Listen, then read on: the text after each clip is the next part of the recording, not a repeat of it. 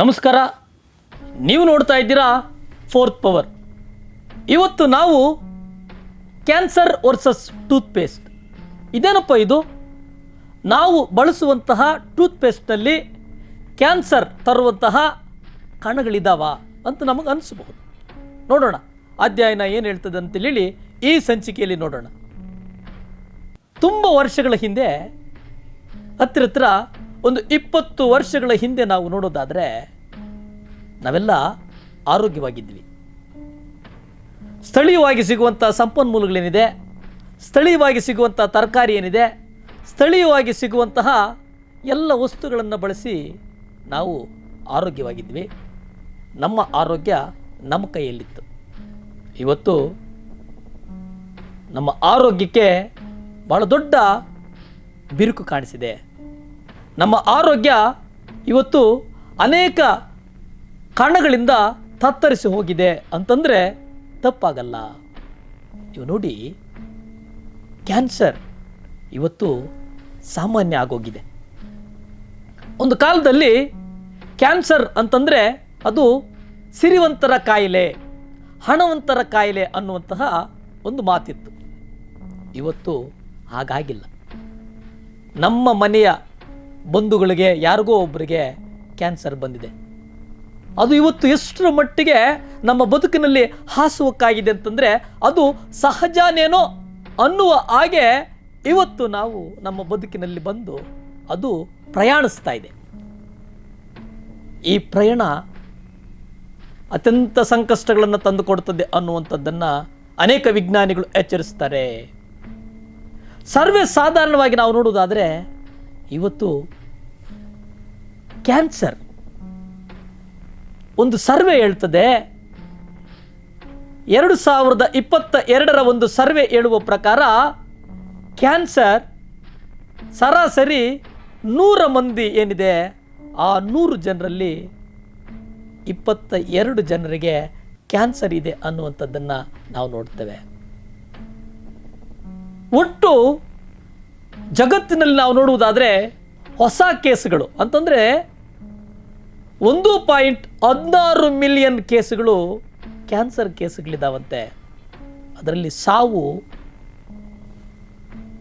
7,84,800 ಮಂದಿ ಈ ಕಳೆದ 6 ತಿಂಗಳುಗಳಲ್ಲಿ ಕ್ಯಾನ್ಸರ್ ಕಾರಣಕ್ಕೆ ಸಾವನ್ನು ಅಪ್ಪಿದ್ದಾರೆ ಅನ್ನುವಂಥ ಅಂಕಿ ಅಂಶಗಳನ್ನು ಈ ಕ್ಯಾನ್ಸರ್ ರಿಪೋರ್ಟ್ ನಮಗೆ ನಮ್ಮ ಕಣ್ಣು ಮುಂದೆ ತಂದು ಇಡುತ್ತದೆ ಅನ್ನುವುದನ್ನು ನಾವಿಲ್ಲಿ ಗಮನಿಸಬೇಕಾಗ್ತದೆ. ಲಂಗ್ಸ್ ಕ್ಯಾನ್ಸರ್ಗೆ 97,800 ಜನ, ಸ್ಟಮಕ್ ಕ್ಯಾನ್ಸರ್ಗೆ 57,200 ಜನ, ಬ್ರೆಸ್ಟ್ ಕ್ಯಾನ್ಸರ್ಗೆ ಅನೇಕ ಹೆಣ್ಣು ಮಕ್ಕಳು ಅಂದರೆ ಹತ್ತಿರ 1,62,000 ಮಂದಿ ಬ್ರೆಸ್ಟ್ ಕ್ಯಾನ್ಸರ್ಗೆ ಒಳಗಾಗಿದ್ದಾರೆ.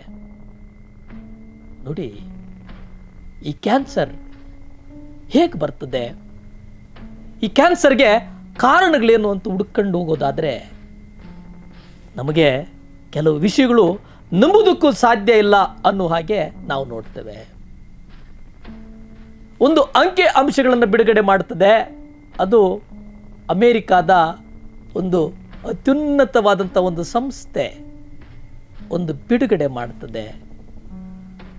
FDA ಅನ್ನುವಂತಹ ಒಂದು ಸಂಸ್ಥೆ, ಅದು ಫುಡ್ ಆ್ಯಂಡ್ ಡ್ರಗ್ ಅಡ್ಮಿನಿಸ್ಟ್ರೇಷನ್ ಅನ್ನುವಂಥ ಒಂದು ಸಂಸ್ಥೆ ಅಧ್ಯಯನದ ಪ್ರಕಾರ ನಾವು ನೋಡುವುದಾದರೆ ನೋ ಸ್ಮೋಕಿಂಗ್, ನೋ ಡ್ರಿಂಕಿಂಗ್ ಆದರೆ ಅವನಿಗೆ ಕ್ಯಾನ್ಸರ್ ಬಂದಿರ್ತದೆ. ಯಾಕೆ ನೋಡಿ, ಈ ಕ್ಯಾನ್ಸರ್ ನಾವು ಬಳಸುವಂತಹ ಟೂತ್ಪೇಸ್ಟ್ ಏನಿದೆ ಆ ಟೂತ್ಪೇಸ್ಟ್ನಲ್ಲಿ ಪ್ರತಿ ದಿವಸ ನಾವು ನಿಕೋಟಿನನ್ನು ನಮ್ಮ ಅರಿವಿಗೆ ಬರದ ಹಾಗೆ ನಾವು ಸೇವನೆ ಮಾಡ್ತಾ ಇದ್ದೀರಿ ಅಂತಂದರೆ ಇದನ್ನು ನಾವು ನಿಜವಾಗಲೂ ನಂಬಲೇಬೇಕು ಅನ್ನುವಂತಹ ಒಂದು ಸತ್ಯ ಸಂಗತಿ. ಈ ನಿಕೋಟಿನ್ ಪ್ರತಿದಿನ ನಮ್ಮ ದೇಹಕ್ಕೆ ಹೋಗೋಕ್ಕೆ ಪ್ರಾರಂಭ ಹೇಗಾಯಿತೋ ಹಾಗೆ ಪ್ರತಿ ದಿವಸ ಅದು ಹತ್ತಿರ 1 ತಿಂಗಳಿಗೆ 8.8 ಗ್ರಾಮ್ ನಿಕೋಟಿನ್ ಅಂದರೆ ಸರಾಸರಿ 36 ಸಿಗರೇಟ್ಗಳನ್ನು ಸೇವನೆ ಮಾಡುವ ಹಾಗೆ ಅಷ್ಟನ್ನು ನಾವು ಬಳಸುವಂತಹ ದಿನನಿತ್ಯ ಬಳಸುವಂತಹ ಟೂತ್ಪೇಸ್ಟಲ್ಲಿ ಬಳಸ್ತೇವೆ ಅನ್ನುವಂತೆ ಒಂದಷ್ಟು ಸರ್ವೆಗಳು ಹೇಳ್ತವೆ. ಈಗ ನಾವು ಬಳಸುವಂತಹ ಟೂತ್ಪೇಸ್ಟ್ಗಳಲ್ಲಿ ಎಷ್ಟು ಗ್ರಾಮ್ ನಿಕೋಟಿನ್ ಇದೆ ಅಂತ ನೋಡೋಣ. ನಾವು ಬಳಸ್ತೇವೆ ನೀಮ್ ತುಳಸಿ ಟೂತ್ಪೇಸ್ಟ್ನಲ್ಲಿ 10 ಗ್ರಾಮ್ ನಿಕೋಟಿನ್ ಇರ್ತದೆ. ಸ್ಟೋನ್ಲಿನ್ ಪೇಸ್ಟಲ್ಲಿ 0.08 ಗ್ರಾಮ್ ಇರ್ತದೆ. ಆರ್ಯೆ ದೆಮ್ಸೆಲ್ಸ್ ಪೇಸ್ಟ್ನಲ್ಲಿ 0.06 ಗ್ರಾಮ್ ಇರ್ತದೆ. ಹಿಮಾಲಯ ಟೂತ್ಪೇಸ್ಟಲ್ಲಿ 0.029 ಗ್ರಾಮ್ ಇರ್ತದೆ. ಸೆನ್ಸೋಮ್ ಅನ್ನುವಂಥ ಪೇಸ್ಟ್ನಲ್ಲಿ 0.065% ಇರ್ತದೆ. ಹೀಗೆ ನಾವು ಬಳಸುವಂಥ, ನಮಗನ್ಸ್ಬೋದು ನಾನು ಹರ್ಬಲ್ ಟೂತ್ಪೇಸ್ಟ್ಗಳನ್ನು ಬಳಸ್ತೇನೆ, ಹರ್ಬಲಲ್ಲೂ ಈ ನಿಕೋಟಿನ್ ಅಂಶ ಇರ್ತದಾ? ಹೌದು, ನಿಜವಾಗಲೂ ಹರ್ಬಲ್ ಪ್ರಾಡಕ್ಟ್ಸ್ ಏನಿದೆ, ಹರ್ಬಲ್ ಟೂತ್ಪೇಸ್ಟ್ ಏನಿದೆ, ಅದರಲ್ಲೂ ಸಹ 0.01% ನಿಕೋಟಿನ್ ಇರ್ತದೆ ಅಂತಂದರೆ ನಾವೆಲ್ಲರೂ ನಂಬಲೇಬೇಕು. ಇದನ್ನು ಪೇಸ್ಟ್ ತಯಾರಿ ಮಾಡುವಂತಹ ಆ ಸಂಸ್ಥೆಗಳೇ ಬಹಳ ಸ್ಪಷ್ಟವಾಗಿ ನಾವು ಪೇಸ್ಟ್ಗೆ ಯಾವ ವಸ್ತುಗಳನ್ನು ಎಷ್ಟೆಷ್ಟು ನಿಖರತೆಯಿಂದ ಬಳಸ್ತೇವೆ ಅನ್ನುವುದನ್ನು ಅವರೇ ಈಗಾಗಲೇ ಪ್ರಚುರಪಡಿಸಿದ್ದಾರೆ. ನೀವು ನೋಡಿ, ನಾವು ಜಾಹೀರಾತಿನಲ್ಲಿ ಕಾಣಿಸುವ ಹಾಗೆ ನಾವೇನಾದರೂ ಆ ಪೇಸ್ಟನ್ನು ನಾವು ಅಷ್ಟು ಬಳಸಿದರೆ ನಮ್ಮ ದೇಹಕ್ಕೆ 9 ಸಿಗರೇಟ್ ಸೇವನೆಯಿಂದ ಸಿಗುವಂತಹ ನಿಕೋಟಿನ್ ಏನಿದೆ, ಆ ನಿಕೋಟಿನ್ ನಮ್ಮ ದೇಹಕ್ಕೆ ಸಿಗ್ತದಂತೆ. ಇದು ಅನೇಕ ರಿಸರ್ಚ್ಗಳು ಹೇಳುವಂಥದ್ದು. ನೀವು ನೋಡಿ, ಇನ್ನು ನಮಗೆ ಒಂದು ಕುತೂಹಲ ಏನಪ್ಪ ಅಂತಂದರೆ, ಇತ್ತೀಚೆಗೆ ಜಾನ್ಸನ್ ಅಂಡ್ ಜಾನ್ಸನ್ ಕಂಪನಿಯ ಮಕ್ಕಳಿಗೆ ಬಳಸುವಂತಹ ಬೇಬಿ ಪೌಡ್ರನ್ನು ಪಾಶ್ಚಿಮಾತ್ಯ ದೇಶಗಳಲ್ಲಿ ನಿಷೇಧ ಮಾಡಿದರು. ನಮಗನ್ನಿಸಬಹುದು, ಏನಪ್ಪ ಇದು, ಇಷ್ಟು ವರ್ಷಗಳ ಕಾಲ ನಮ್ಮ ಮನೆಗಳಲ್ಲಿ ನಾವು ನಮ್ಮ ಮಕ್ಕಳಿಗೆ, ನಮ್ಮ ತಂದೆ ತಾಯಿ ನಮಗೆ ಬಳಸಿದಂತಹ ಈ ಜಾನ್ಸನ್ ಅಂಡ್ ಜಾನ್ಸನ್ ಪೌಡರ್ ಇದ್ದಕ್ಕಿದ್ದ ಹಾಗೆ ನಿಷೇಧ ಮಾಡಿದ್ರಲ್ಲ, ಯಾಕೆ ಎಂಬುದಾಗಿ ನಾವು ಅಧ್ಯಯನ ಮಾಡ್ತಾ ಅದರ ಸಂಶೋಧನೆಯನ್ನು ಮಾಡ್ತಾ ಹೋದರೆ ನಮಗೆ ಬೆಚ್ಚಿ ಬೀಳಿಸುವಂತಹ ಸಂಗತಿಗಳು ನೆನಪಿಗೆ ಬರ್ತವೆ. ಆ ಪೌಡರ್ನಲ್ಲಿ ಕ್ಯಾನ್ಸರ್ ತರುವಂತಹ ಕಣಗಳಿದ್ದವು, ಆ ಕಣಗಳು ಸಾಬೀತಾದವು. ಆ ಕಾರಣಕ್ಕೆ ಜಾನ್ಸನ್ ಅಂಡ್ ಜಾನ್ಸನ್ ಬೇಬಿ ಪೌಡ್ರನ್ನು ನಿಷೇಧ ಮಾಡಲಾಯಿತು ಅನ್ನುವ ಹಾಗೆ ನಾವು ನೋಡ್ತೇವೆ. ಈ Johnson and Johnson baby powder ನಿಲ್ಲಿಸಿಬಿಟ್ರು, ಸರಿ. ಹಾಗಾದರೆ ಏನು ಇದರ ಹಿಂದಿನ ಮಹತ್ವ ಏನು ಅಂತಂದರೆ, ನೀವು ನೋಡಿ, ಟ್ರೈಕ್ಲಸನ್ ಅನ್ನುವಂತಹ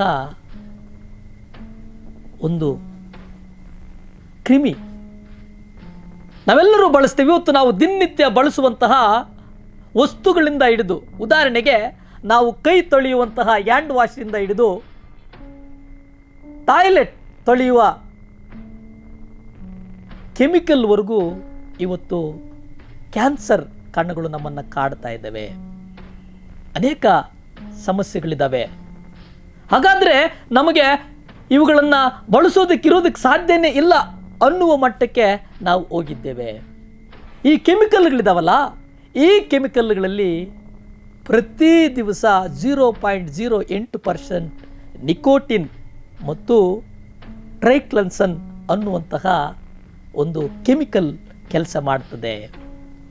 ಇದು ಬಳಸಲೇಬಾರದು ಅನ್ನುವ ಹಾಗೆ FDA ಅನ್ನುವಂಥ ಒಂದು ಸಂಸ್ಥೆ ಹೇಳ್ತದೆ. ಫುಡ್ ಅಂಡ್ ಡ್ರಗ್ ಅಡ್ಮಿನಿಸ್ಟ್ರೇಷನ್ ಅನ್ನುವಂಥ ಅಮೇರಿಕಾದ ಅತ್ಯುನ್ನತವಾದಂಥ ಆಹಾರ ಮತ್ತು ನಾವು ಉಣ್ಣುವಂತಹ, ನಾವು ತೊಡುವಂತಹ, ನಾವು ಬಳಸುವಂತಹ ದಿನನಿತ್ಯ ವಸ್ತುಗಳ ಕುರಿತಾಗಿ ಸಂಶೋಧನೆ ಮಾಡುವಂಥ ಒಂದು ಸಂಸ್ಥೆ ಹೇಳ್ತದೆ. ಇದ್ರ ಜೊತೆಗೆ ಈ ಸಂಶೋಧನೆಯಲ್ಲಿ ಅವರು 25 ಮಹಿಳೆ ಮತ್ತು ಪುರುಷರ ಮೂತ್ರವನ್ನು ಸಂಶೋಧನೆಗೆ ತೆಗೆದುಕೊಳ್ತಾರೆ. ಈ ಮೂತ್ರದಲ್ಲಿಯೂ ಸಹ ಅವರಿಗೆ ಕ್ಯಾನ್ಸರ್ ಕಣಗಳು ಪತ್ತೆ ಆಗ್ತವೆ. ಈ ಕ್ಯಾನ್ಸರ್ ಕಣಗಳು ಪತ್ತೆ ಆದಂಥ ಸಂದರ್ಭದಲ್ಲಿ ಅವರು ಆ 25 ಮಂದಿಯ ಅವರ ದಿನಚರಿಯನ್ನು ಅಧ್ಯಯನ ಮಾಡ್ತಾರೆ. ಆ ದಿನಚರಿಯನ್ನು ಅಧ್ಯಯನ ಮಾಡಿ ಏನೇನೆಲ್ಲ ಬಳಸುವಂಥ ವಸ್ತುಗಳಲ್ಲಿ ನಿಕೋಟಿನನ್ನು ಇವರು ದೇಹಕ್ಕೆ ಎಷ್ಟು ಪ್ರಮಾಣದಲ್ಲಿ ಸೇವನೆ ಮಾಡ್ತಾ ಇದ್ದಾರೆ ಅನ್ನುವಂಥದ್ದನ್ನು ಕಂಡು ಹಿಡಿತಾರೆ. ಹಾಗಾಗಿ ಮೂಲವಾಗಿ ಅವರಿಗೆ ತಿಳಿಯೋದೇನಪ್ಪ ಅಂತಂದರೆ, ನಾವು ಬಳಸುವಂತಹ ಪೇಸ್ಟ್ ಇದೆಯಲ್ಲ, ಆ ಪೇಸ್ಟ್ನಲ್ಲಿ ನಿಕೋಟಿನ್ ಹೆಚ್ಚಾಗಿ ದೇಹಕ್ಕೆ ಸೇವನೆ ಮಾಡ್ತಾ ಇದ್ದಾರೆ, ಹಾಗಾಗಿ ಇವರು ಕ್ಯಾನ್ಸರ್ಗೆ ತುತ್ತಾಗ್ತಾರೆ ಅನ್ನುವಂತಹ ಬೆಚ್ಚಿ ಬೀಳಿಸುವಂತಹ ಸಂಗತಿ ಬಹಿರಂಗ ಮಾಡುವಂಥದ್ದನ್ನು ನಾವು ನೋಡ್ತೇವೆ. ಹಾಗಾಗಿ ಇವತ್ತು ನಮಗನಿಸ್ತದೆ, ವಾಟ್ ಕ್ಯಾನ್ ವಿ ಡೂ? ಪ್ರಶ್ನೆ ಅಲ್ವಾ? ಇದು ಕಾಡ್ತದೆ. ಆದರೆ ನಮ್ಮ ಬಳಕೆ ಏನಿದೆ, ಆ ಬಳಕೆಯಲ್ಲಿ ಲಿಮಿಟ್ ಇರಲಿ. ಯಾಕಂದರೆ ನಮ್ಮ ಆರೋಗ್ಯ ನಮ್ಮ ಕೈಯಲ್ಲಿ. ಭಯ ಬೇಡ.